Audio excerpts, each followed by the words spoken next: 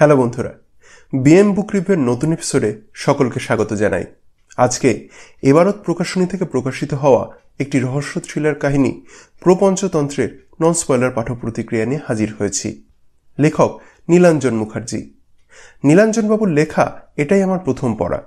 সত্যি বলতে আমার ওনার লেখার সম্পর্কে কোনোরকম কোনো আইডিয়াই ছিল না। তা সত্ত্বেও এবারের বইমেলা থেকে ওনার লেখায় প্রপঞ্চতন্ত্র বইটি নিয়েছিলাম, কারণ বইটির বিষয়বস্তুটি পড়ে আমার বেশ ইন্টারেস্টিং লেগেছিল। কিন্তু কাহিনীটাও কি ততটাই ইন্টারেস্টিং ছিল? আসুন আলোচনা করা যাক। প্রথমে বইটির বিষয়বস্তু নন স্পয়লার ভাবে একটু বলা দরকার। কলকাতার একটি গেস্ট হাউসে গোপনে এসে রয়েছেন বাংলাদেশের একজন মন্ত্রী। গেস্ট হাউসের মালিকের সাথে নাকি তার কোনো এক বিশেষ দরকার রয়েছে।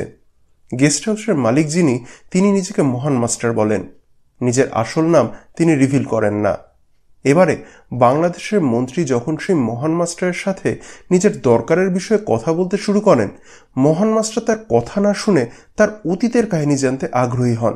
কারণ সেই মন্ত্রী নাকি নিজের অতীত জীবনে ছিলেন বাংলাদেশের স্বাধীনতা যুদ্ধের একজন মুক্তিযোদ্ধা। ফলে সেই মন্ত্রী নিজের অতীতের কাহিনী বলতে শুরু করেন। এতটা শুনে অনেকে মনে করছেন যে মুক্তিযুদ্ধের ইতিহাসের কাহিনী নিয়ে মনে হয় এই বইটি। কিন্তু দাঁড়ান, এখনো গল্প বাকি আছে। এই প্রপঞ্চতন্ত্র আসলে কাহিনীর মধ্যে কাহিনী, কাহিনীর পরে কাহিনী, কাহিনীর আগে কাহিনী দিয়ে সাজানো এক শয়তানের ইতিহাস, এক শয়তানির ইতিহাস। একটু কনফিউশন মনে হচ্ছে কি? থাক না একটু কনফিউশন, তাহলেই তো পড়তে বেশি মজা লাগবে। যেহেতু এটা আমার নন স্পয়লার পাঠ প্রতিক্রিয়া, তাই আমি ইচ্ছা করেই কনফিউশনটা ক্রিয়েট করে রাখলাম। এবারে আসি পজিটিভ পয়েন্টের দিকে। প্রথম পজিটিভ পয়েন্ট হলো লেখকের লেখনী।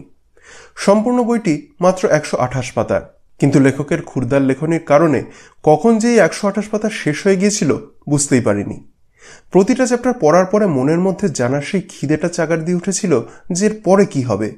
যতক্ষণ না পর্যন্ত পুরোটা জানতে পারছি ততক্ষণ পর্যন্ত আমি নিজেকে আটকে রাখতে পারিনি। গল্পের মধ্যে অনেক কিছু দেখানো হলেও এক মুহূর্তের জন্য মনে হয় না যে এগুলো বেকার দেখানো হচ্ছে। সেই কারণে কোথাও একটুও বোর ফিল হয় না। ফলে নীলাঞ্জন বাবুর লেখনীর আমি ফ্যান হয়ে গেছি এবং ওনার লেখা অন্যান্য কাহিনীগুলি পড়ার জন্য আমি অত্যন্ত উদ্গ্রীব হয়ে রয়েছি। সেই কারণেই লেখনীই হচ্ছে আমার কাছে প্রথম পজিটিভ পয়েন্ট। পরবর্তী পজিটিভ পয়েন্ট হলো কাহিনীর মূল বিষয়বস্তু। এই কাহিনী পৃথিবীর ইতিহাসের ঘৃণ্যতম একটি ব্যাপারকে তুলে ধরেছে, যেটা বর্তমান সময়েও সমানভাবে বিদ্যমান। বিষয়টির ব্যাপারে খুব একটা খুলে বলতে পারবো না, কারণ সেটা একটা স্পয়লার হয়ে যেতে পারে। তো সেই ঘৃণ্যতম বিষয়টি নিয়ে এত সুন্দর একটি কাহিনী পরিবেশন করার জন্য আমি লেখককে ধন্যবাদ জানাতে চাই। নেক্সট যেটা পজিটিভ পয়েন্ট, সেটা হলো ক্যারেক্টার বিল্ডিং। কাহিনীতে খুব বেশি ক্যারেক্টার নেই, কিন্তু যারা রয়েছে তাদের সকলকে টাইম নিয়ে বিল্ড করা হয়েছে। ফলে প্রতিটা ক্যারেক্টারের ব্যাকগ্রাউন্ড এবং তাদের উদ্দেশ্যগুলি নিয়ে কখনোই কোনো সন্দেহ হয় না যে কোনো ক্যারেক্টার কোনো কাজ কেন করছে। উদ্দেশ্যগুলি সবগুলি পরিষ্কার করা হয়েছে। তাই এই ক্যারেক্টার বিল্ডিং হলো একটি পজিটিভ পয়েন্ট। এবারে নেক্সট পজিটিভ পয়েন্ট হলো বইটির কমপ্লেক্সিটি। বইটির কাহিনী অতীত, বর্তমান এইভাবে মিক্স করে লেখা হয়েছে। এক একটা চ্যাপ্টার এক একটা টাইম লাইনে লেখা হয়েছে। প্রথমে শুরুর দিকে হয়তো একটু অসুবিধা হতে পারে, কিন্তু কাহিনী যত এগোবে তত বুঝে যাবে যে লেখক কেন কাহিনীটিকে সাধারণভাবে লেখেননি। কারণ এই কাহিনীটি এই কমপ্লেক্সিটিকেই ডিজার্ভ করে। তার কারণ এই উপন্যাস যখন শুরু হয় তখন তার মধ্যেই প্রথমেই আমরা একটা কাহিনীর সম্পর্কে জানতে পারি। তারপরে সেই কাহিনী যত এগোতে থাকে তত পাঠকের মনে সংশয় তৈরি হতে থাকে যে তাহলে কি শুরুতে ভুল কিছু পড়লাম। অর্থাৎ লেখক এখানে মনস্তত্ত্বের জটিল খেলায় পাঠকদেরকেও আবদ্ধ করেন।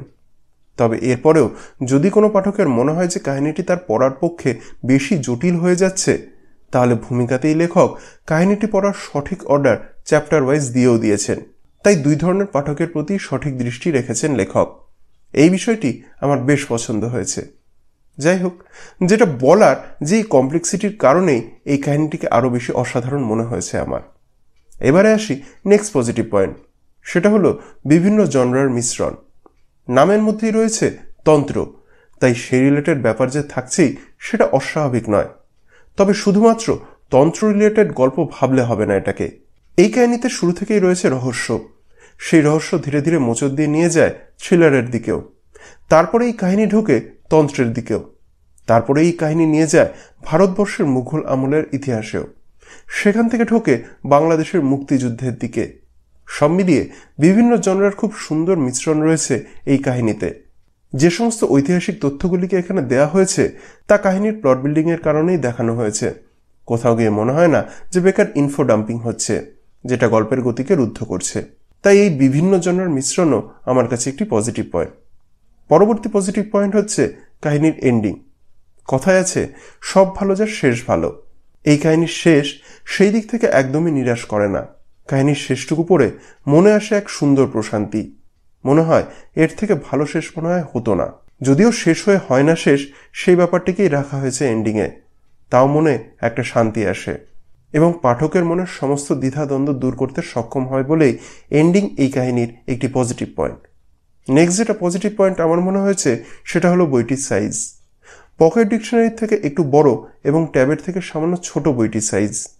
এই ধরনের সাইজটি আমার খুবই পছন্দের, কারণ পড়তে খুবই স্বাচ্ছন্দ্য বোধ হয় এবং বেশি ভারী না হওয়ার কারণে যে কোনো জায়গায় সহজেই ক্যারি করে নিয়ে যাওয়া যায়। তাই এই বইটির সাইজ হচ্ছে আমার একটি প্লাস পয়েন্ট। এবারে আসি বইটির প্রোডাকশন কোয়ালিটির দিকে। প্রথমেই বলি প্রচ্ছদের ব্যাপারে। বইটির প্রচ্ছদ তৈরি করেছেন কুশল ভট্টাচার্য।